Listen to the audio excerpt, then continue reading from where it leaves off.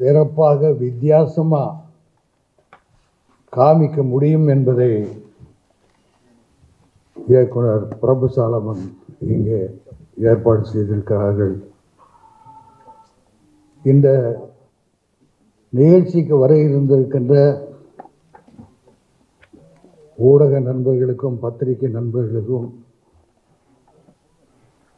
ரோஜா combines Khaja Moideen sir அவருடைய நண்பர்களுக்கும் குடும்பத்தாருக்கும் பட இயக்குநர்களுக்கும் தயாரிப்பாளர்களுக்கும் விநியோகஸ்தர்களுக்கும் இந்த நல்ல நேரத்திலே நான் நன்றி கூற கடமைப்பட்டிருக்கின்றேன்.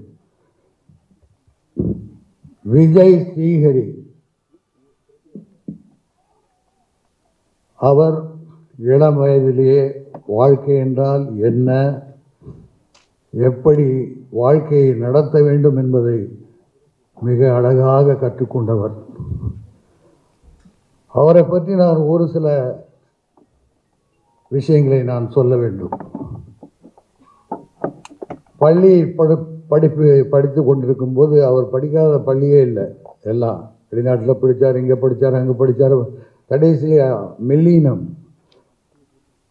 நம்ம போரூரில் இருக்கிற பள்ளியில் படிக்கும்போது 12th அப்போ ஸ்கூலில் இருக்கிற அத்தனை பேரும் இவரை ஸ்கூல் லீடர் ஆக்கணும் அப்படின்னு டிசைட் பண்ணி அப்படி பண்ணும்பொழுது அந்த பிரின்சிபல் முதல்வர் இல்லை அவரை லீடராக ஆக்க வேண்டாம் அப்படின்னு சொன்னாங்க.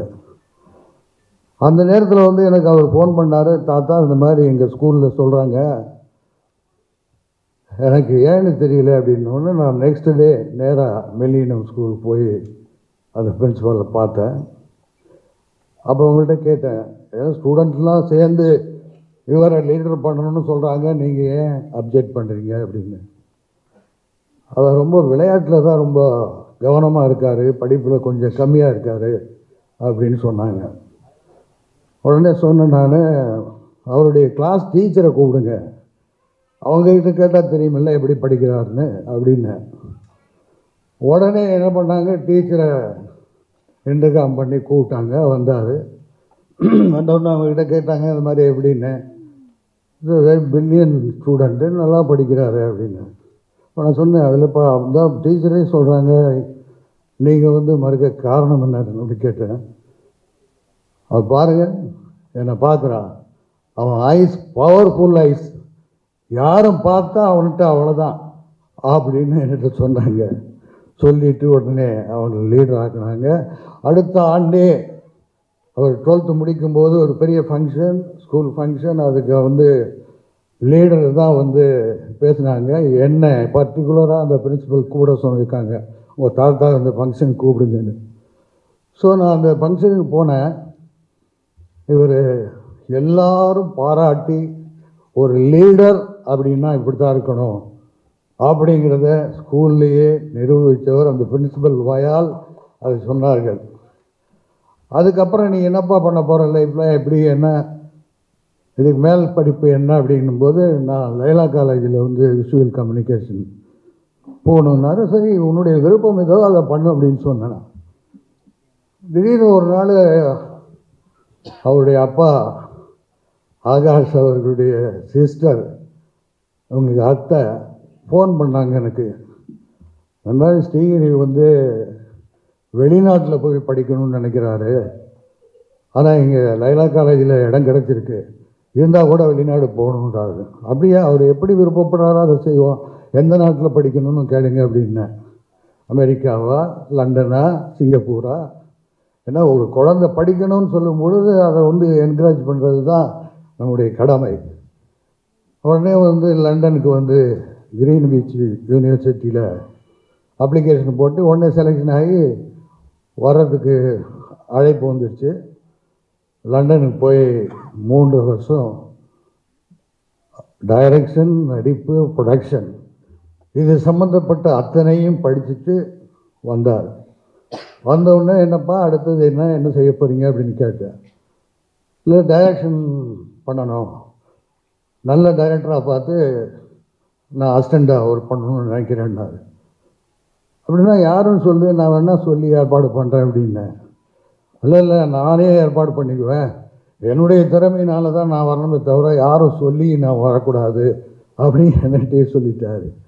சரி உங்கள் விருப்பம் அப்படின்னா பல இயக்குநர்களை போய் பார்த்துருக்காங்கன்னு நினைக்கிறேன்.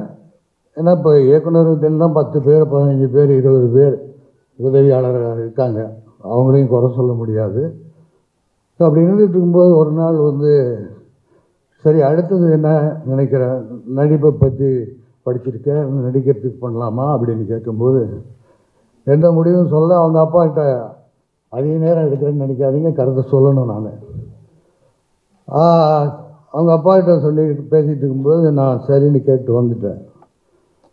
ஒரு 2 நாள் கழித்து திடீர்னு என்னுடைய நெருங்கிய நண்பர் தமிழகத்தின் சூப்பர் ஸ்டார் ரஜினிகாந்த் அவர்கிட்ட நான் எதுவுமே அவர்கிட்ட ஃபைனல் டிஸ்கஷன் ஒன்று, அது அவர்கிட்ட கேட்பேன், அவரும் எனக்கு சரியாக அட்வைஸ் பண்ணுவார், அது மாதிரி தான் பண்ணுவேன்.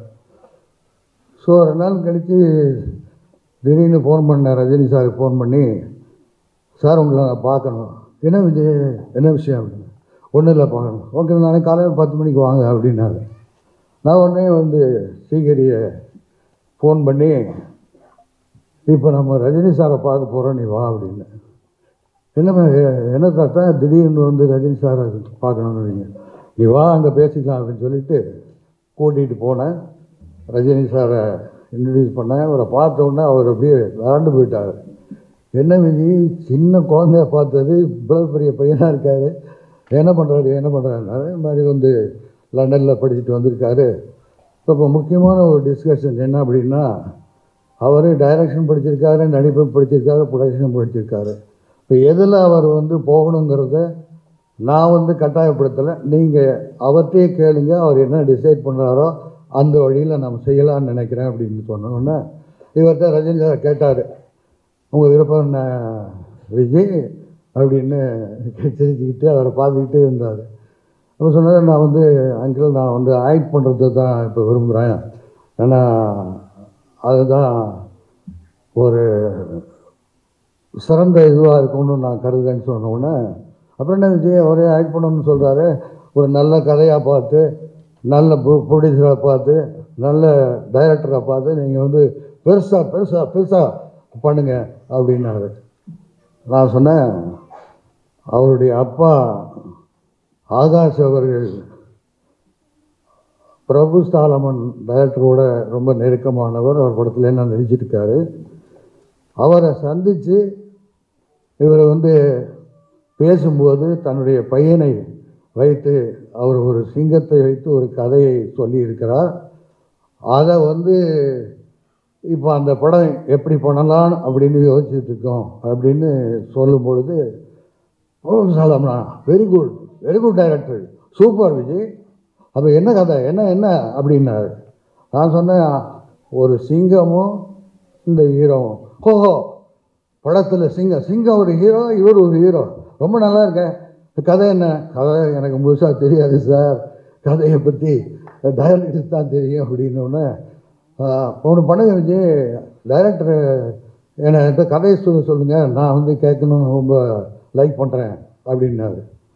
சரி சார் ரொம்ப நன்றின்னு நடிப்புக்கு என்னென்ன எப்படி நடந்து கொள்ள வேண்டும், எப்படி நடிக்கணுங்கிறத பற்றி ஒரு 10 நிமிஷத்தை ஸ்ரீகரித்த ரொம்ப விளக்கமாக சொன்னார்.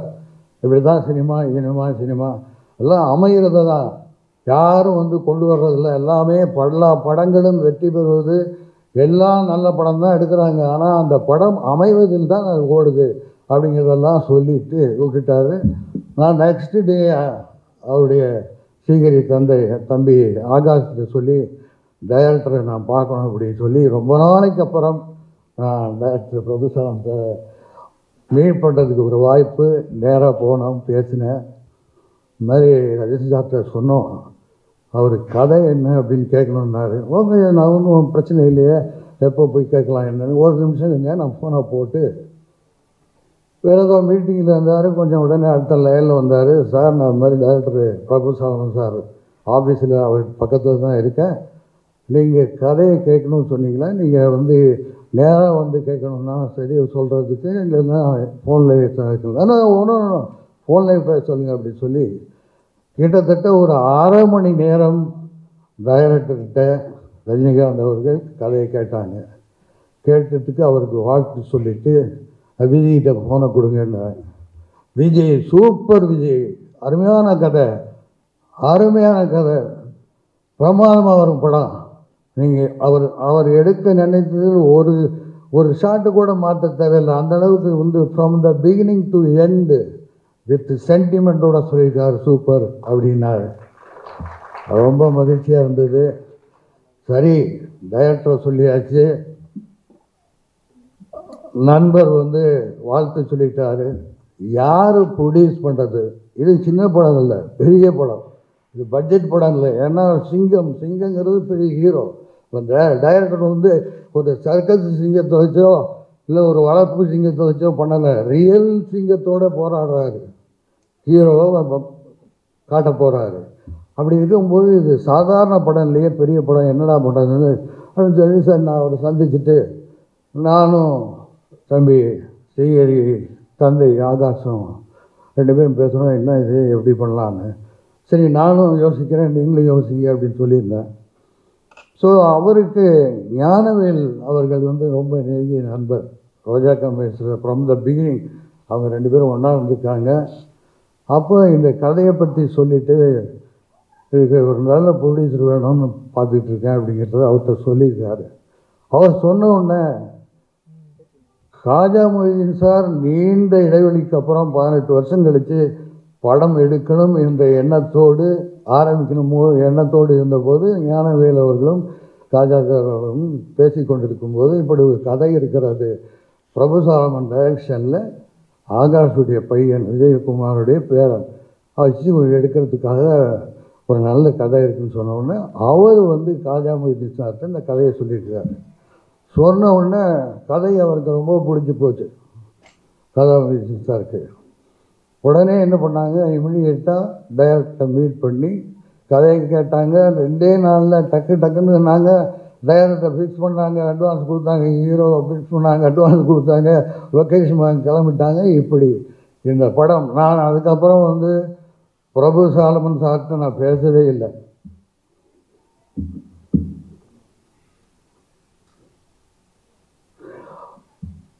அதுக்கப்புறம் நான் பேசவே இல்லை. அதுக்கப்புறம் நான் ரோஜா கம்பெனி சார், காஜா மொய்தீன் சார்கிட்டையும் நான் அதிகமாக ஃபோன் பண்ணி பேசலை. ஏன்னா ஒரு படத்தினுடைய இயக்குனர், ஒரு ப்ரொடியூசர், அதாவது நீண்ட இடைவெளிக்கு அப்புறம் வந்து படம் எடுக்கிறான்னு சொன்னாக்கா சாதாரண விஷயம் இல்லை. ஒரு சிறந்த மனிதர் காஜா மொய்தீன் சார் வந்து சூப்பர்மேன், அவர் படத்தில் நான் ஆக்ட் பண்ணியிருக்கேன், எனக்கு நெருங்கிய நண்பர். ஆகவே இந்த படத்தினுடைய எப்படி ஆரம்பிக்கப்பட்டு என்று சொன்னேன், ஒரு சிறந்த படத்தை இன்றைக்கு உருவாக்கி கொண்டு இருக்கிறார்கள். இமான் சார் அவர்கள் இசை இங்கே ரொம்ப பிரமாதமாக பண்ணி லைவாக காமிச்சது ரொம்ப சந்தோஷமாக இருந்தது. இதில் என்னென்னா ஒரு சில வார்த்தைகளை சொல்லி முடிக்கிறது கொடுக்குறேன், நேரத்தை எடுக்கணும், ஏன்னா டயத்தோடு முடிக்கணுமா, அதுக்காக தான். அந்த படத்தினுடைய தயாரிப்பாளர் இன்ஷல்லா நாகூர் ஆண்டவர் ரூபத்தே காஜா மொய்தீன் அவர்களும், ஜீசஸ் இயேசுவினுடைய உருவத்திலே பிரபு சாலமன் அவர்களும், வேளாங்கண்ணி மாதா சார்பிலே இமான் அவர்களும், ராஜராஜ சோழன் பரம்பரையிலே வந்த விஜய் ஸ்ரீஹரி சிவனேன்னு இருந்து சொன்னதை செஞ்சு சிறப்பாக இந்த படத்தை முடித்து இது மாபெரும் வெற்றியடைய வேண்டும் என்று எல்லாம் வல்ல இறைவனை, ஆண்டவனை, இயேசுவை எல்லாரையும் வேண்டிக் கொண்டு, நீங்கள் அவருக்கு மக்களிடத்தில் கொண்டு போய் சேர்க்க வேண்டியது பத்திரிகை நண்பர்கள், ஊடக நண்பர்கள், அதை நல்லவங்களை நீங்கள் எப்போவுமே வரவேற்றிருக்கீங்க. அந்த முறையில் அவருக்கு வருங்காலத்தை சிறப்பாக அமைத்து கொடுக்க வேண்டியது உங்களுடைய கையில் இருக்கிறது. எப்பொழுதுமே அரசியல், சினிமா ரெண்டும் மக்களால் தேர்ந்தெடுக்கப்படுபவர்கள் தான். மக்கள் நினச்சா தான் முடியும் அரசியலுக்கு வரத்துக்கு, மக்கள் நினச்சா தான் முடியும் கலைத்துறைக்கு வர முடியும். அதே மாதிரி எல்லா வகையிலும் அவர் வெற்றி பெற இறைவனை வேண்டிக் கொண்டு விடைபெறுகிறேன். நன்றிக்கு வாய்ப்பு. வணக்கம்.